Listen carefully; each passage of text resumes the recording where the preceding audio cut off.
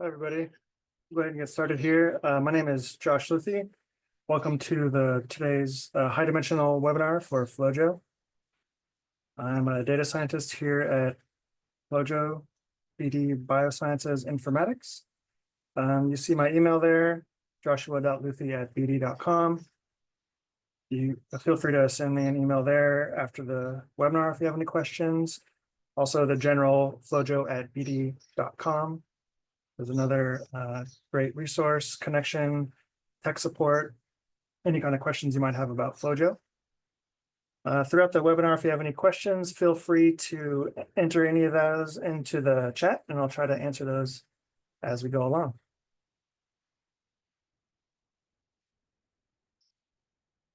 So today we're going to look at using some plugins for high dimensional analysis. So we'll go over plugin setup and where you can get those plugins. Then we'll talk about a high parameter analysis workflow, some of the steps involved in that. And then I'd like to, towards the end, get into a live demo and show some examples of some of those steps, and in particular, doing some clustering, dimensionality reduction, and recently had a question from a user about leveraging the ViolinBox plugin and how to show some categorical parameters in that. So we'll take a quick look at that as well. Again, if you have any questions, just enter those in the chat. So I imagine a lot of you guys know by now about Flojo plugins, but they're apps that extend the functionality of Flojo. Some of these are developed by third-party developers, such as yourselves. You could develop those, and we can host those on the Flojo Exchange. Some of those are also developed by us internally. And to get to any of those in the Flojo workspace, you go to the Workspace tab up at the top here in your workspace, in the population area, plugin dropdown, and then here's all the available plugins. So to download any of those, you can get to those quickly again from that same little drop-down menu, plugins, and there's a button right here at the top to get to the Flojo Exchange. Okay, we have a recently updated website, including the Exchange. So it's changed a little bit, but functionality is all the same. Up at the top here, you can search for Flojo or SeatGeek applications, and that'll filter down which plugins are shown here. You can search or just scroll down to download a plugin. If you click on the card itself, it'll give you some more information and also allow you to download. Also from the Exchange, we have this fun little infographic, the periodic table of plugins. So from the Exchange, there's a little button towards the top there to download this image if you'd like. It groups, shows our different plugins that we have available and kind of groups them by, you know, how they're used, what kind of output they generate, what language they're written in, Python, R, Java, etc. Anytime you download one of those plugins, it'll just come in a zip folder. So it's real simple. You just extract or unzip that zip folder, and then you'll move just the jar files themselves into your plugin folder. The plugin folder you can pretty much put anywhere. And in the diagnostics section of Flojo, you just specify where that plugin folder is. And so here's an example on my Mac. I have my applications folder on my plugins, Flojo plugins folder. And this is where I just place all my different jar files. Once you restart Flojo, any of those should then be available from this drop-down menu.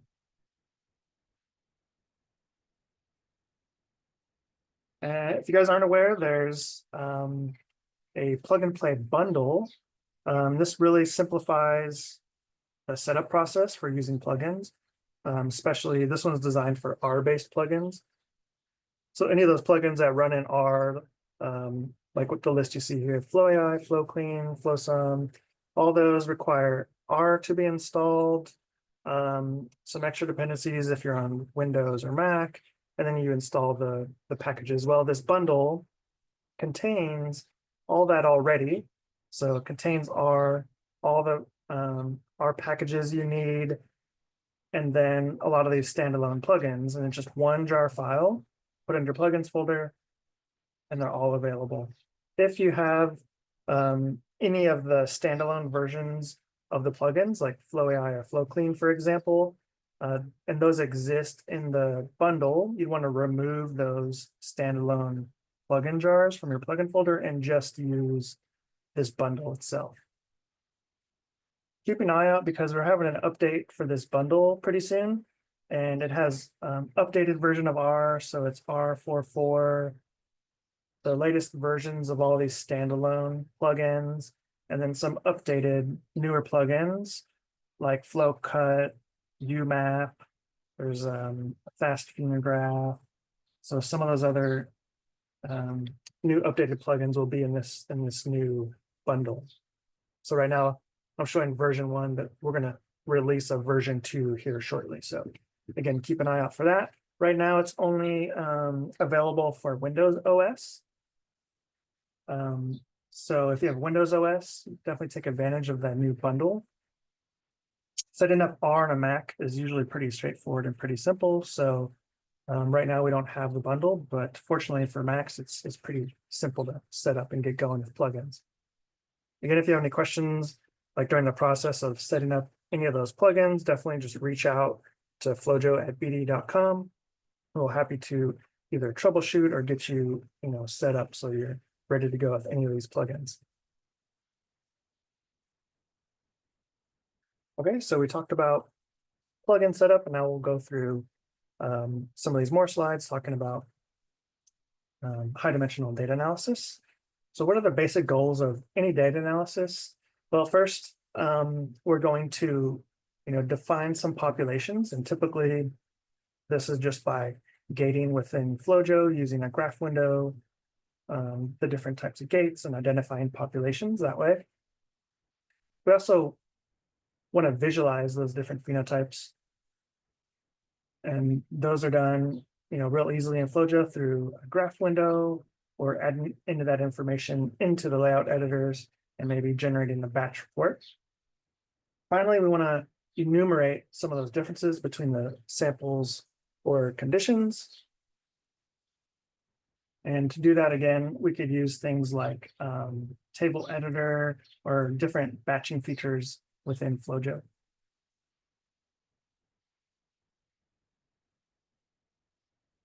So for any kind of analysis, manual gates are really essential, right? Typically, we use those to define our populations of interest based on a hypothesis we might have or a question we're trying to answer.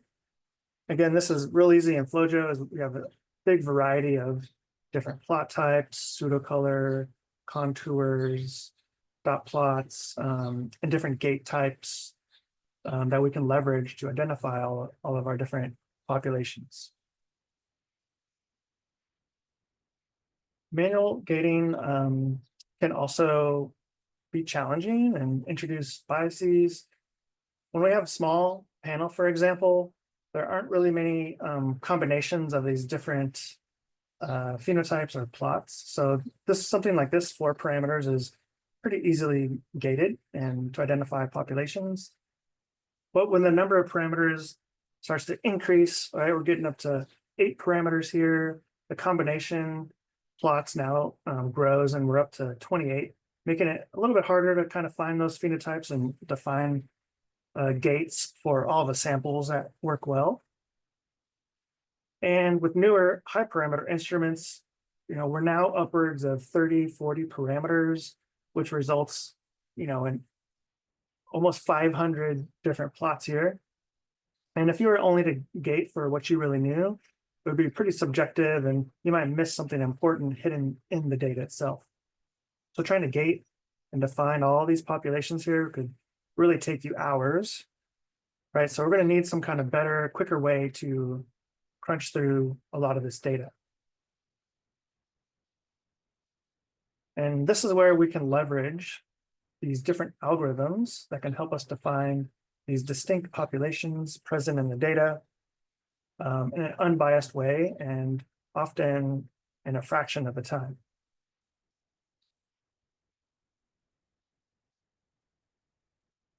So the main steps and goals are the same, but how we get there is just a little different.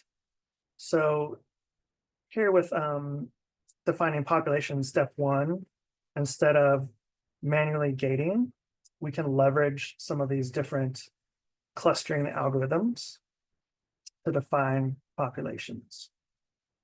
Step 2, visualize and call phenotypes. We'll often want to do this in fewer dimensions, so performing some sort of dimensionality reduction to help us visualize those populations. These two things really go hand in hand, clustering and dimensionality reduction. And then third, determine how those populations change based on different conditions.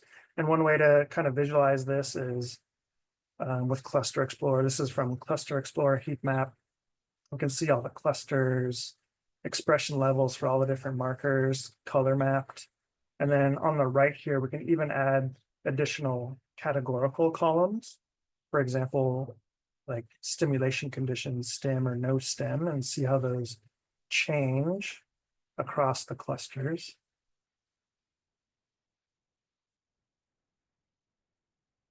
Here's just a general map of the different steps we might take for a high dimensional workflow. And we'll go through these steps kind of here in more detail. But for a high dimensional workflow, you might start with something like normalization. If you've collected samples in different batches or across different times. Data QC, we'll talk about different steps in quality control. Annotation, this is a big part that's important and can really save you time later. Concatenation, because we want to take advantage of all that data and pass all that information through the algorithm to help us identify populations. Then we'll get into dimensionality reduction, clustering, and show a live demo of some of these steps. And then towards the end, I won't go in much detail, but phenotyping, making those comparisons, and isolation. For example, if you had a sorter instrument, maybe you'd sort those and take those on to sequencing. So talking about normalization in FlowJo, we have a few different algorithms that you can leverage for this normalization or batch correction, right? So the first one here being cytonorm. This one does require you to have a control sample that you run with all the individual samples across the different batches. So every time you're running an experimental sample for a batch, you include that control file. Cytonorm will use that control file to generate clusters with self-organizing maps and basically identify the expression, the splines of expression, how those are changing across the samples, and it uses that and the controls to adjust the experimental samples and correct for any batch effects that might be present. So in some cases, you might not have a control sample that you run across your different batches. So in that case, there's some other options. SciCombine is another one. This runs in R. It also uses self-organizing maps. So one of the first steps is clustering. And then it will look at those clusters and compare them per batch, per marker, and make any corrections to adjust for any of those batch effects, whether that's from instrumentation, how the samples were processed, different times, things like that. So these two side on side combine run in R, so a little potential setup involved there. However, both of these are in the plug and play bundle. So super easy if you have the bundle, they're just ready to go. And then mutual nearest neighbors is the third one. This plugin runs in C++, so there's no setup involved. You just simply put the plugin in your plugin folder and it'll be ready to go. So some differences though about how these operate and like what you get back. They're all a little different. Cytonorm, right? You would choose all the files that you want to batch correct, and it's going to generate new normalized files for each one that was in that group or in that folder that you select. Cycombine, we'd perform a concatenation step. It'll return a single normalized FCS file. If you have keywords that were included, you can always use those to gate, identify the original files or populations and re-export those back out as individual files if you needed to. M&N, this one returns just normalized parameters. So compensated parameters. So you'd often choose your compensated parameters that might need correction. And then it just returns those back to the workspace, and you would leverage those moving forward if you're going into something like dimensionality reduction or clustering step.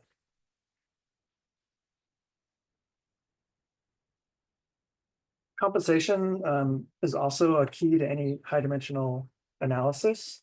So as we add more markers, the complexity of our panels really makes it become challenging. So luckily we have the ability to calculate SSM or TSM directly in FlowJo for any given panel, and that can help with panel design. Knowing which markers need to be mutually exclusive versus compatible is critical really to interpretation downstream in your analysis. The compensation platform and built into FlowJo is really quite flexible, so it permits spectral and mixing with or without weighting channels. You can choose between traditional method or using the new Roca or auto-spread method. The auto-spill method has the advantage of being able to subtract out autofluorescence, which is nice. You can even compare matrices across using various methods to determine which one might work best for you.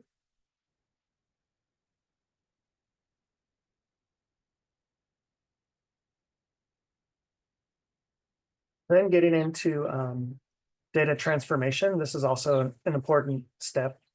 Before you kind of begin anything, even like compensation, drawing any of your gates, performing any of these calculations with your algorithms, you'll definitely want to go through and check the transformation of your parameters. And to do that, it's real simple. We'll click the T button, the transform button, choose customize axis.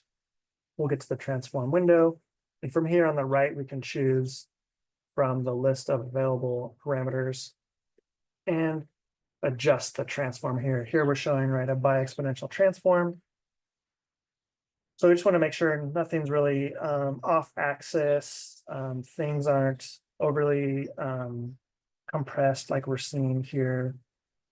Basically, if you can draw a gate on it and identify and resolve populations, you're probably good to go.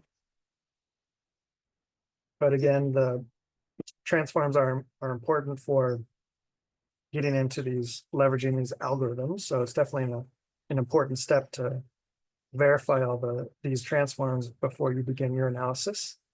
If you click the apply button here, it'll make the change to the current sample that you're looking at. Clicking save saves this transform for this parameter and stain name, and it's saved to their preferences in FlowJo, which is then linked to the cytometer where this FCS file came from. So the next time you load in an FCS file from the same cytometer and it matches this parameter and stain name, it'll go ahead and apply that transform for you, saving you a lot of time. You don't have to go through and readjust parameters.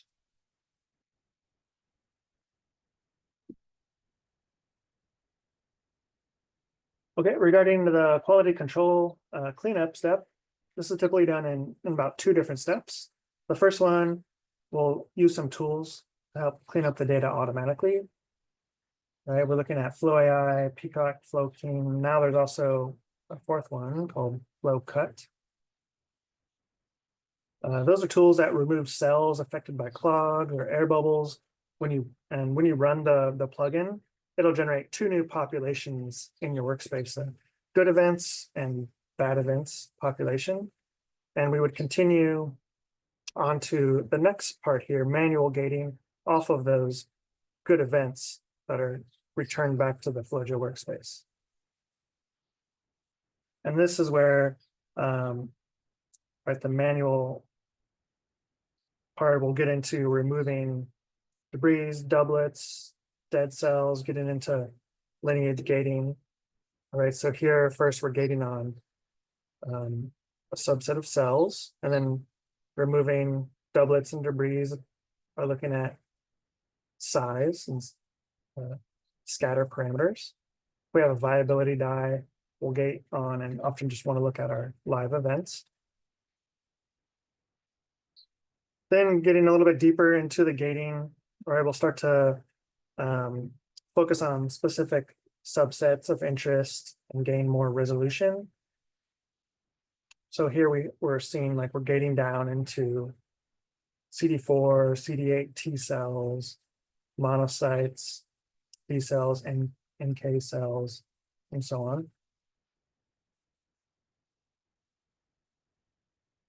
So once we've QC'd and compensated, we often want to annotate the data.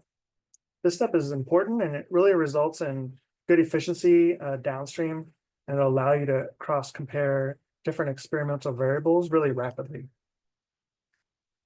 You know, if you don't know which sample is which, or you're relying on a handwritten key to understand what specimen 1 means, you're potentially in for a really long and potentially painful analysis.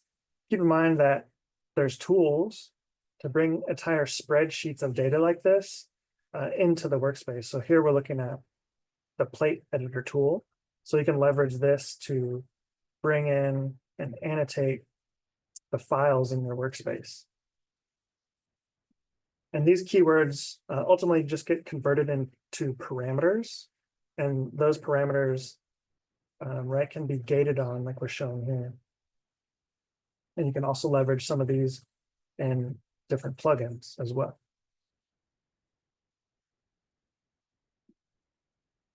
So the primary difference between a standard like immunophenotyping workflow versus our high dimensional workflow is the concatenation step.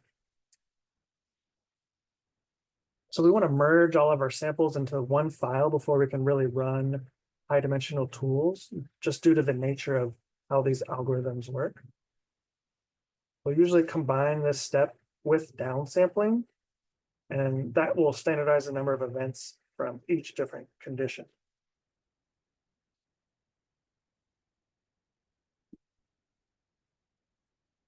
Okay, so we've covered those first 4 steps there. Now we'll go on to dimensionality reduction. So once we've cleaned up the data, gotten our concatenated file, it's time to do dimensionality reduction. And the reason we do dimensionality reduction is to easily visualize our high parameter data in 2 or maybe 3-dimensional plot.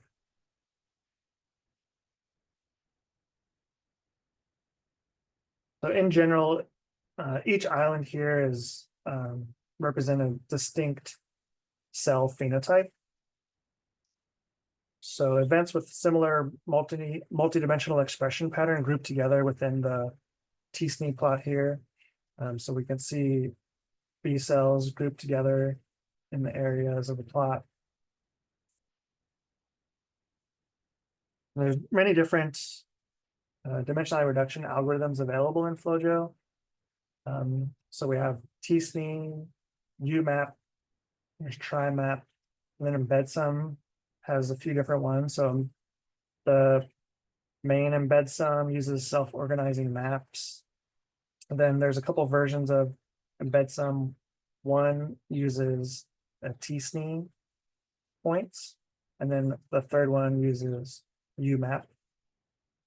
But because it uses those tsne and UMAP, it kind of overlays that on self-organizing map space. It's really quite fast to calculate. You might lose some resolution. As we see here, some of those events are kind of spread out. But to get a quick overview of your data, it's really fast dimensionality reduction tool. Then there's PackMap and Fate.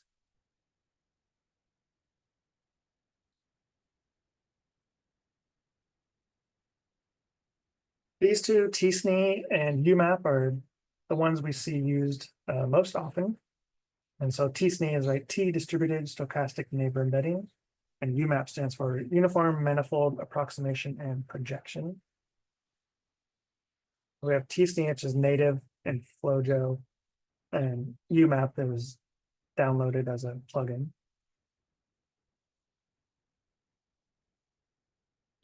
So really, each method uses a slightly different approach to reduce the amount of dimensions. At the core, really, of the differences is how they calculate distances when they're building this like high dimensional graph, basically. So tsne uses a Gaussian probability function to calculate how likely a cell will pick another cell as its nearest neighbor, and it repeats this step again for all cells. In the low dimension space, cells are rearranged according to these distances, creating a tsne plot, right? So events that are more closely related end up closer to one another. UMAP is, again, kind of the same thing, but in a slightly different way. It creates what's called a fuzzy graph that really reflects the topology or the shape. Right, here's different shapes of the true high dimensional graph.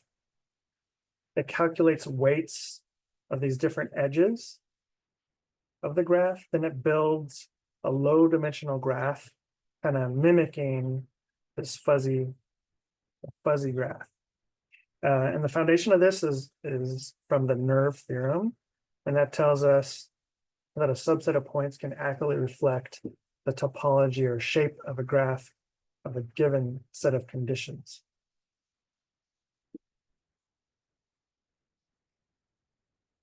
So which one is better for your data? It's hard to say. I would say, try the different ones that are available. Maybe you leverage both in your analysis, and you use one to present one piece of information, another one to present something else. But generally, tsne was going to preserve more local structure. So we can see here in a tsne plot, even if some of these events the B cells are split apart, we see there's like extra definition kind of within these islands, right, representing more local structure compared to UMAP, where it preserves more global structure. So maybe we're missing a little bit of that fine detail that we might see like in this tsne plot, but it does a better job of representing the global structure and grouping together events that are similar. But really, each of these can be tuned in different ways to kind of get what you want out of the different algorithms. So looking at some of the tunables here for tsne, there is the default setting in FlowJo is auto opsne. So just optimized settings, and you can just run with that. And it basically will set all these tunables based on your data. So like the number of events, number of parameters, things like that.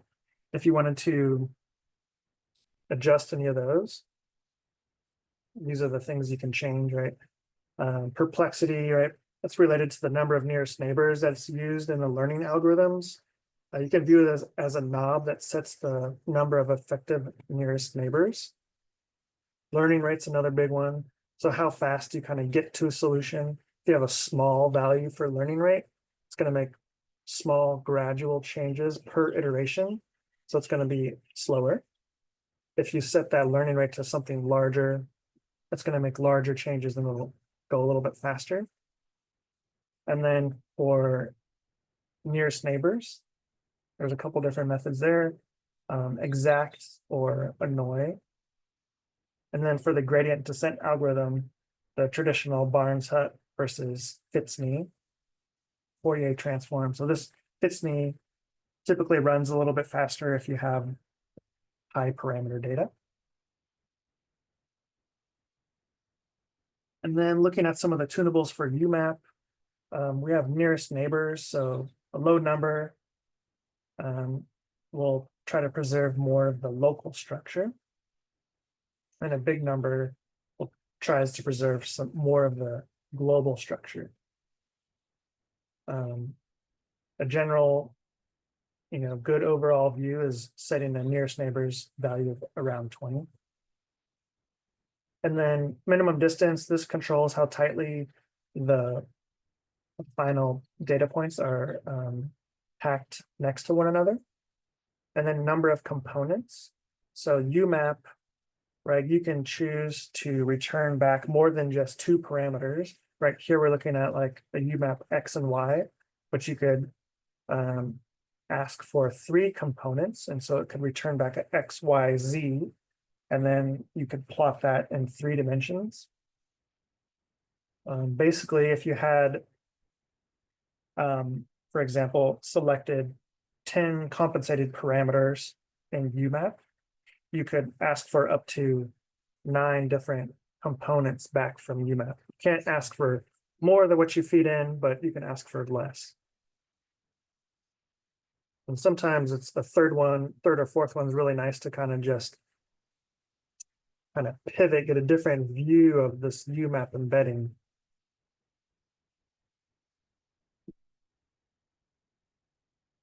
So like I said before, dimensional reduction and clustering really kind of go hand in hand. One is not really useful without the other. And so here I've overlaid some outputs from flow-sum clustering onto the UMAP to help identify some of these different subsets. And the reason we might use a clustering algorithm is to, one, kind of crunch through all that data faster, right? These algorithms will identify all the populations present in a data set, normally within a few minutes, versus compared to if you were to manually gate everything, which could take hours, right? And depending on the algorithm you choose, for example, Phenograph might do a better job at finding some really novel phenotypes compared to flow-sum, where it might do a better job at returning back larger lineage type clusters.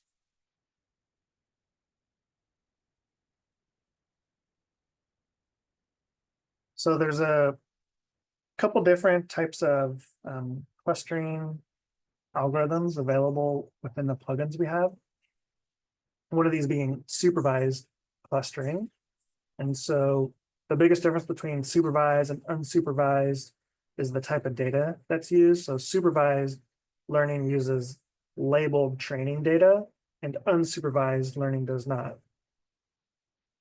So more simply, right, supervised learning has a baseline understanding of what the correct output value should be.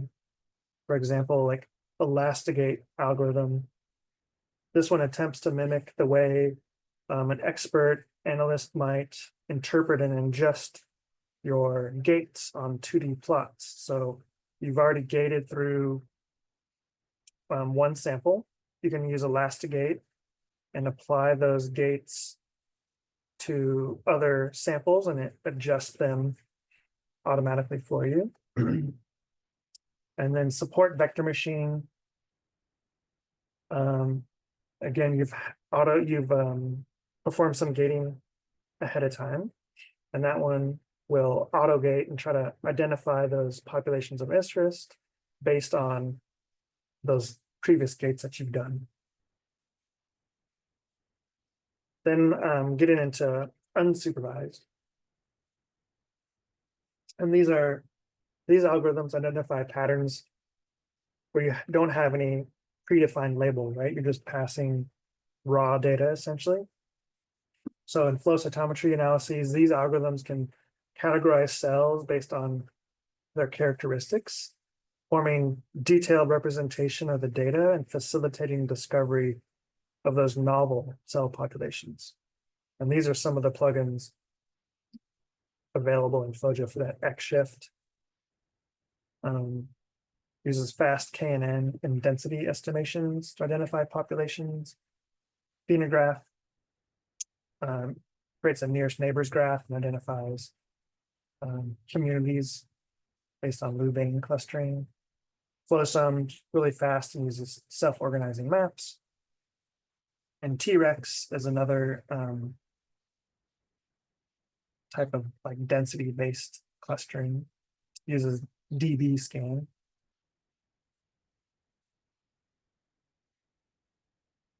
A little bit more detail here on Phenograph. So this one constructs a nearest neighbor graph and partitions the graph into those distinct populations based on Louvain community detection. So one of the pros here with Phenograph is it automatically kind of determines the appropriate number of clusters that it might find within the data. And it's fast enough to scale without performing any downsampling. So for Phenograph, you would essentially just choose your parameters, select a number of K nearest neighbors, and adjusting the K number is how you can kind of tune the number of clusters that come back. So if you increase that K number, you'd expect to get back fewer clusters. So if you run it once and it's a lot of over clustering, clusters are split too much, you might run it again and increase that K number. Some might consider that also just a deficiency, that you can't really specify the exact number of clusters. And in some cases, that's good because it might do a better job at finding a rare subset of cells that you couldn't, that might be hard to manually gate. It doesn't really have any default visuals, so we'd have to leverage some other plugins for that. FlowSum is another unsupervised. This is probably one of the more popular ones. This one uses self-organizing maps and K nearest neighbors. And this one, you can specify the number of metacluster populations to generate. So first it does one first clustering step, and it uses like a grid. So I think the default's 10 by 10. So first it makes 100 clusters. Then it clusters those again to define the number of metaclusters you specify. So if you have 8 metaclusters, it reclusters those 100 to return back the 8 metaclusters. It's really fast. So it's typically my go-to clustering algorithm. It also produces some nice visuals and statistics. And once you've run it on your first sample, you consider that like you've essentially trained a model. So you've trained it a first map on the first data set. And with that, you can apply an unseen data set to that pre-trained model, and you'll get the same type of output structure, same number of metaclusters. So that's a good way to kind of propagate a nicely trained model across different samples. Okay, then you're now getting towards the last part of the step here, right? Phenotyping, making some comparisons, isolation. So now we have clusters, dimensionally reduced space. How do we identify those phenotypes of those cells? efficiently. So for that, we've incorporated this tool called Cluster Explorer. You can also find it in the Workspace tab. It's next to the plugins. It's now native here, Cluster Explorer. And this opens up a set of interactive panels where we can really kind of dig a little bit deeper into our clusters we've created and dimensionally reduced space as well. One of my favorites is this line trace plot. And it shows the relative expression of a given marker on the y-axis and the marker label on the x.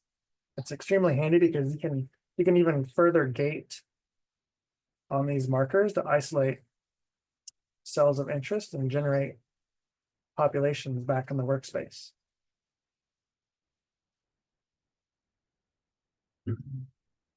One of the other panels is a heat map, and you can modify this heat map, and you can include some of those categorical keywords you might have included in your concatenated file.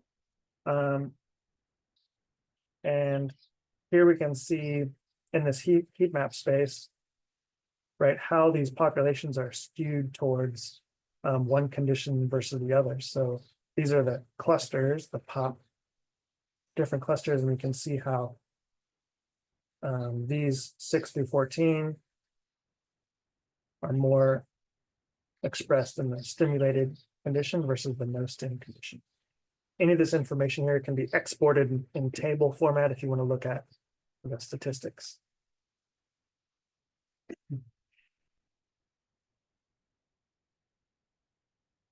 So next we'll take a quick look at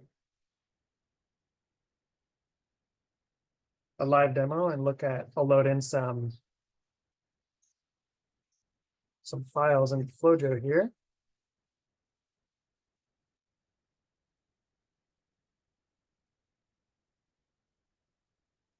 Okay, first I want to show you a workspace I have where what I've done previously is run some of those cleanup algorithms, right? So it ran Flow AI, it generated good events for all my samples. I selected those good event populations in the original workspace and exported all these as new individual FCS files. So by doing that, removing all the bad events that aren't really useful for analysis, I'm creating new files that are smaller in size. So when I load all this into a new workspace, I'm essentially freeing up more memory to perform my analysis.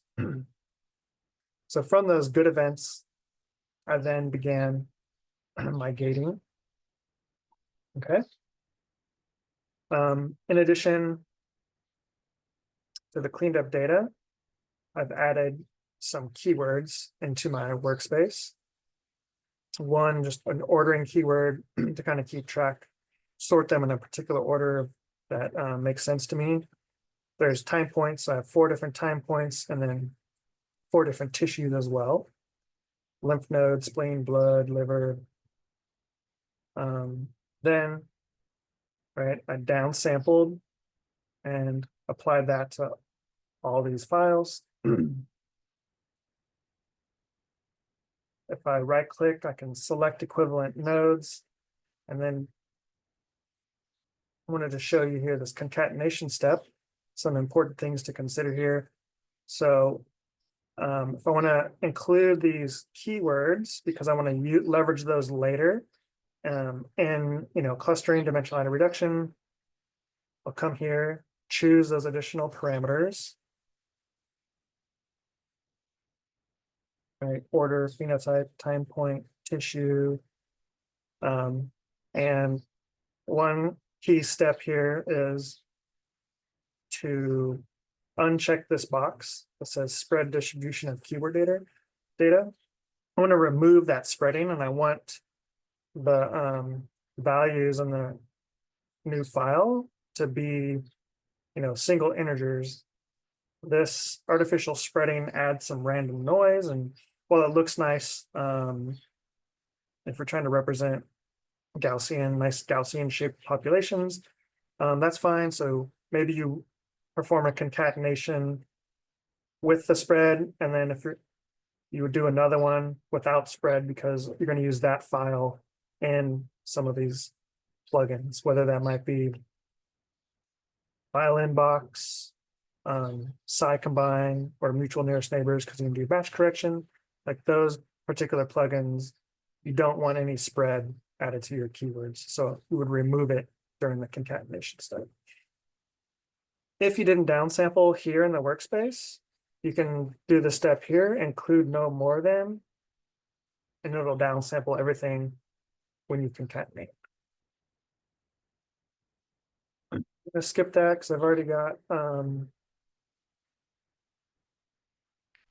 a workspace done for us.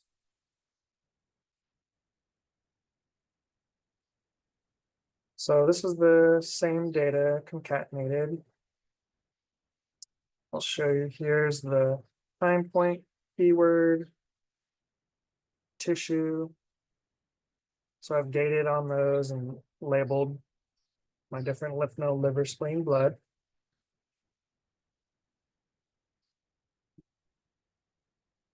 Let's take a quick look at embed sum. This is a really speedy dimensionality reduction. I'm going to remove a few parameters here, just a couple actually I don't need. So this one creates some landmark points, and I'm going to use a UMAP space, but you can do t-SNE, you can do embed sum. If you've run flow sum ahead of time, you can choose that flow sum map, and it'll kind of perform a dimensionality reduction matching the map from flow sum.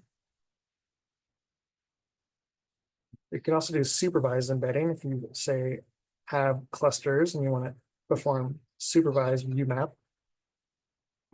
I'll just describe real quickly map size.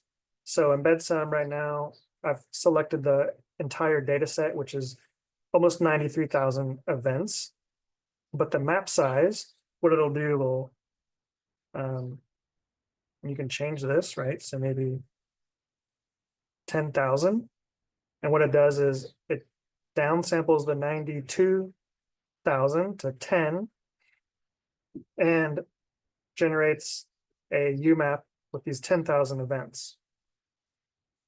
Okay, and then it takes the remaining 82,000 and then maps the rest of those to the first embedding. So you can see how fast that is by using just those 10,000 first and then mapping the rest to that.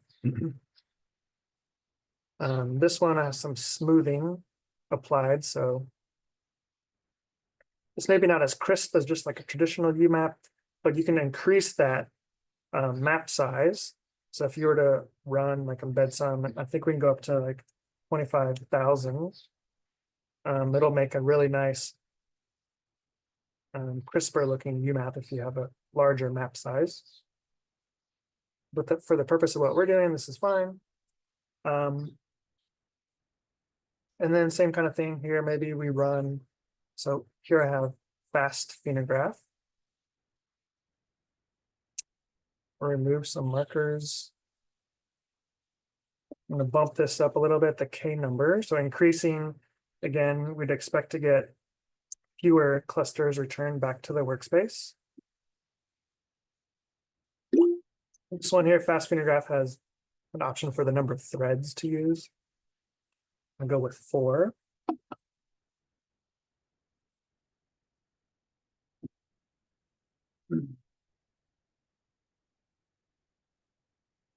So once we have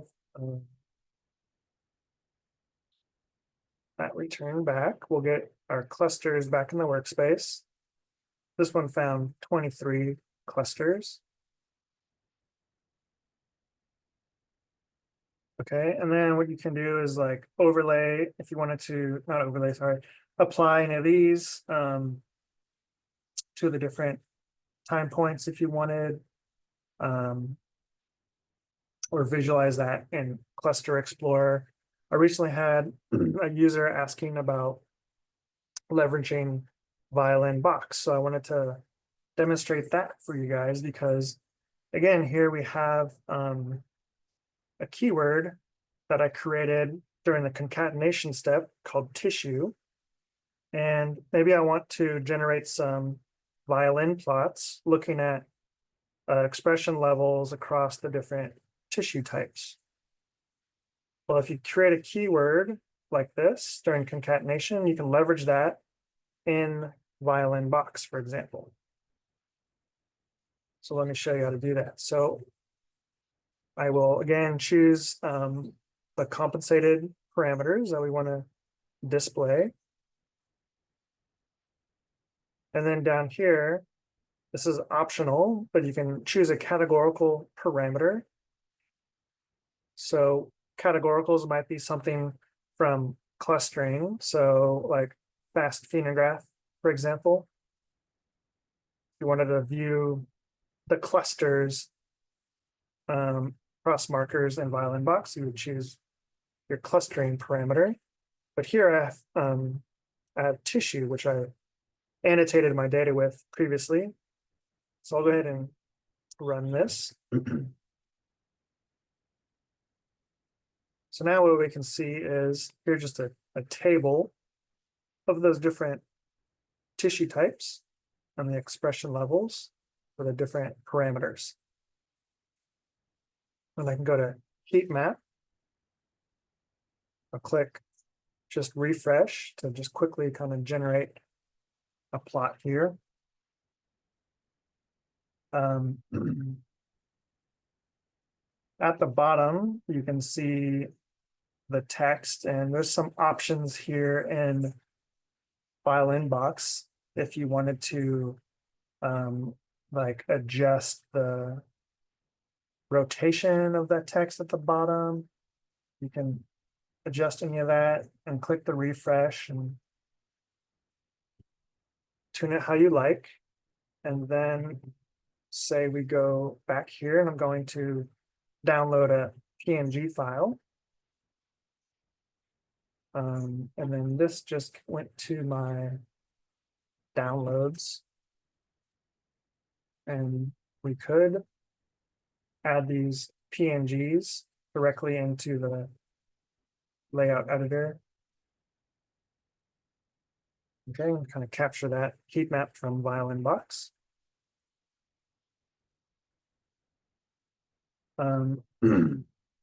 Rain clouds or violin box plots.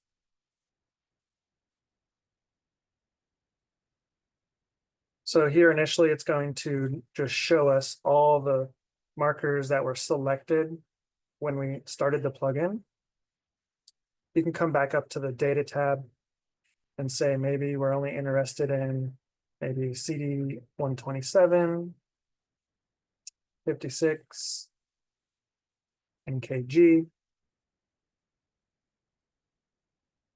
So we can delete any of these other ones that we don't want to see. And I click refresh.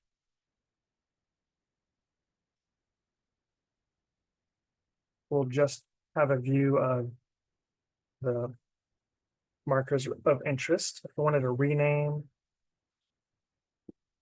tissue,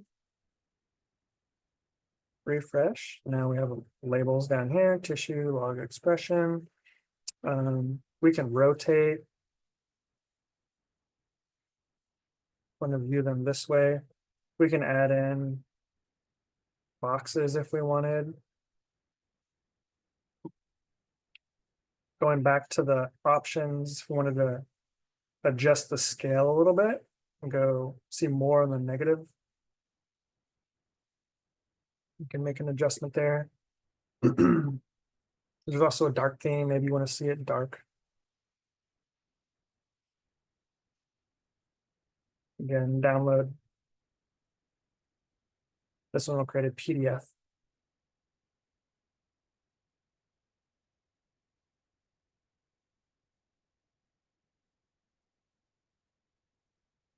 If we wanted to include more parameters, and we go back to something, sorry.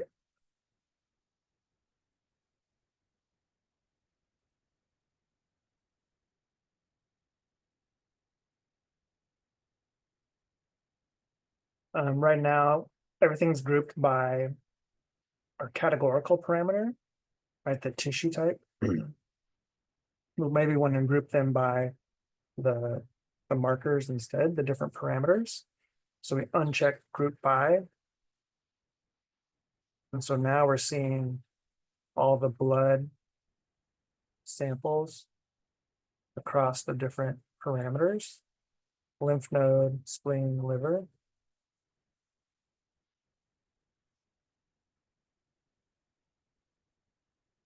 If you want to get back to the table, come back here. You can also download a CSV file if you want that information as well. So I just wanted to demonstrate how to leverage ViolinBox with those categorical parameters, because that can be a powerful way to generate some graphics as well. So about out of time. Did anyone have any questions for me before we end the webinar?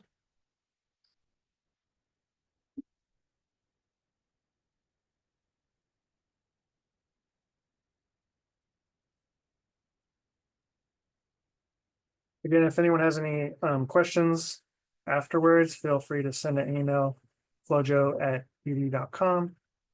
We can talk that way. Flojo Exchange is where you can go download any of the plugins.